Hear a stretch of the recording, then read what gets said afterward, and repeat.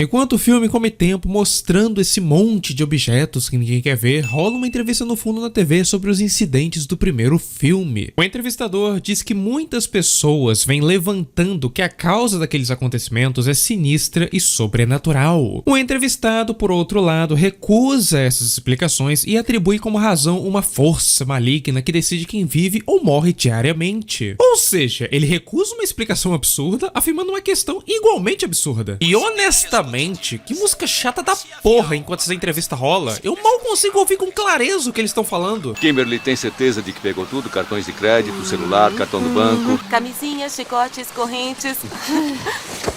Brincadeira, Sr. Corman. Zoeira, não usamos camisinha. Alô? Oi, Kimberly, é o papai. O seu carro está vazando fluido de transmissão. Quero que verifique agora mesmo. Ai, você deixa pra ligar só agora. Ele tinha a opção de jogar do outro lado ou no chão da pista, mas em vez disso preferiu tacar no vidro do carro de outra pessoa. Tá bebendo uma cerveja. Como caralhos você tá vendo que é uma cerveja? Alguém diga à morte que o estagiário anda spoilando o serviço. E a não ser, claro, que ele esteja sendo possuído pelo estagiário da morte, o que supostamente ele queria dizer com essa mensagem? Anyway, por que esse menino não é o próximo protagonista? O que esse ser humano pensou ao colocar o café parado em um carro em movimento? Aliás, como esse carro tá andando? A ignição tá no desligado. Um ano após os eventos do primeiro filme, e ainda assim a morte prefere fazer todo esse teatro no lugar de simplesmente dar um ataque do coração em todo mundo. Eu não sou nenhum especialista em veículos, mas carros nos filmes, em geral, têm uma facilidade em explodir que só Deus na causa.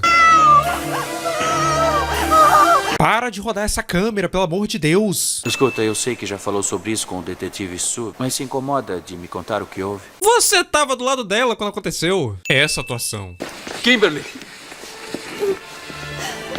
Amor. A mamãe alguma vez teve, eu não sei, alguma sensação estranha? Sim, com isso você nasceu. No lugar de desligar imediatamente o micro-ondas prestes a explodir, o guri prefere dar mais atenção ao anel que caiu no ralo da pia. Tijolo cai e mata sobrevivente do voo 180. Você consegue perceber que a direção do filme teve alguma discussão com o protagonista quando ele no fim tem uma das mortes mais ridículas do filme. É então que é noticiado na televisão que Evan Lewis, o vencedor da loteria, foi morto num acidente em seu apartamento. Automaticamente as personagens começam a ficar com medo, pois isso dá a sugerir que a morte estava caçando cada um deles. Mas o jornal não disse que Evan foi um dos que sobreviveram à tragédia na rodovia. E ele ficou do lado de fora da sala do confessionário naquele dia que reuniram alguns dos sobreviventes. Como as outras personagens sabem quem é ele? Clichê da lua como transição em um filme de suspense. Propaganda da Apple. Na minha premonição, a tal da Nora e os filhos morriam.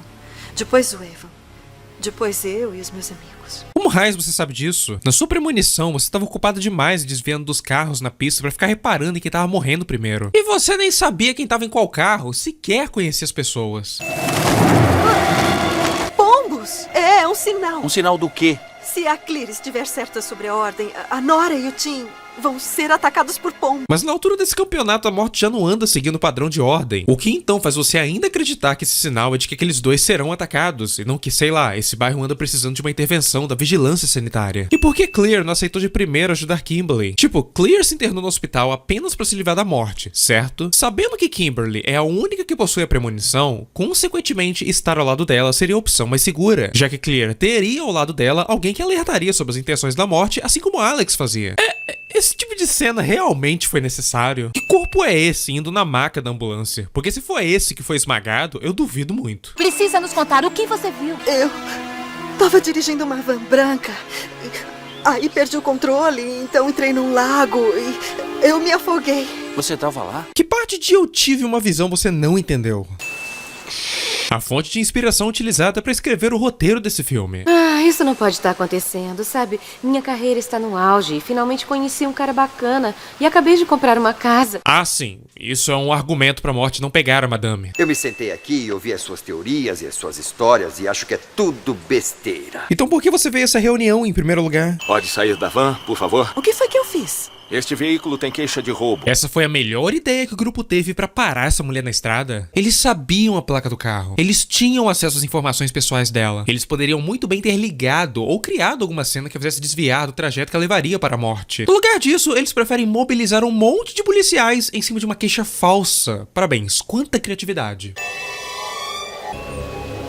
Homem com ganchos. Estão vendo aquilo? Ele tem razão. O telefone. Troca. Nora, você está me ouvindo? Um homem com ganchos vai matá-la. Ou poderia ser uma mulher com galhos nas mãos, ou um homem carregando arames. Como eles entram em consenso tão rápido na interpretação de sinais? Qual o critério para que algo seja um sinal ou não? Uma vez eu vi um cachorro latindo para uma parede. Como esse grupo interpretaria isso? E pelo que lembro, a explicação de Clear era que os sinais tinham que ter um tom irônico, como um aviso ou algo que te faça pensar nas suas decisões. Mas é claro que um viciado em drogas que vê um homem com um gancho no chão é algo a ser levado em consideração por esse povo. E outra, essa imagem realmente criaria essa sombra? Tá, pessoal, nada de pânico. A Isabela está segura. Como é que você sabe? Bom, você disse que ela ia cair num lago.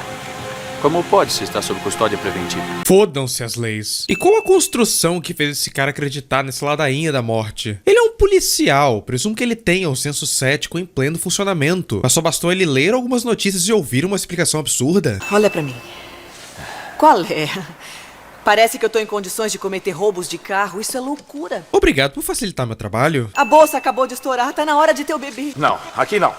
Não pode fazer isso comigo. E foi com essas palavras que o bebê desistiu de nascer. Não é a primeira vez que eu engano a morte. Um garoto foi pra escola com uma faca e matou a professora. O professor era pra ser eu, mas foi transferido pra outra escola 2 dias antes. Hã? Então ele confundiu você com a mulher? Essa história tá muito sem nexo. Mas fiquei assistindo uma notícia sobre um garoto que cometeu suicídio. Eu fiquei pensando, como é que alguém pode se estrangular numa banheira? Que coisa estúpida. Uma pessoa se mata e você chama isso de estupidez. O que tem de tão estranho em cometer suicídio em uma banheira? Jesus, se essa menina ouvisse os relatos de ideação suicida. Sair do voo 180 não mudou apenas a nossa vida. Afetou tudo e todos com quem entramos em contato desde então. Causou uma confusão externa, uma fenda no desígnio da morte. Se nunca tivessem saído do avião, nem mesmo nós estaríamos vivos. É por isso que a morte está trabalhando ao contrário. Ou seja, a morte deixou o trabalho nas mãos do estagiário. Então a gente deixar a única pessoa que tem ataques de premonição no volante. Quer saber? Eu vou esperar lá fora porque eu estou atrapalhando aqui. Você não vai embora. Tá bom. Ele sequer é o pai. Eu acho que a Isabela não ia morrer naquele engavetamento. Muito obrigado por fazer a gente saber que todo o esforço que a gente fez não adiantou de bosta nenhuma. Porque afinal essas visões mudam de destino direto. Mataram a única personagem que prestava nesse filme. Então basicamente os dois desenvolveram uma paixão um pelo outro. Kimberly decide, antes de morrer, dar um beijo na bochecha de Thomas. Sim, um beijo na bochecha. Essas visões são previsões de mortes que deveriam ter ocorrido naturalmente, certo? Então em que contexto Kimberly rouba uma ambulância e acaba caindo no lago? Todas as premonições até agora fizeram sentido, mas essa última... Eu nem sei explicar. Ela não tinha qualquer razão pra roubar uma ambulância. Ela não tinha por que dirigir em direção ao lago. Ou talvez essa premonição dizia respeito a uma ação no contexto de um futuro distante. Não, porque claramente ela ocorria logo após a morte de Clear, por conta das cicatrizes que Kimberly adquiriu. Então... É o mesmo que... Vinícius, você vai morrer daqui a meia hora tentando escalar o prédio mais alto da sua cidade.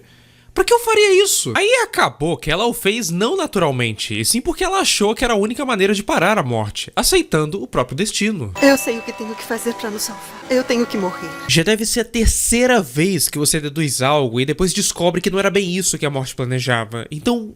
Mana, sossega. E já que Kimberly pegou uma ambulância e a dirigiu ilegalmente, ela não teve que responder por isso?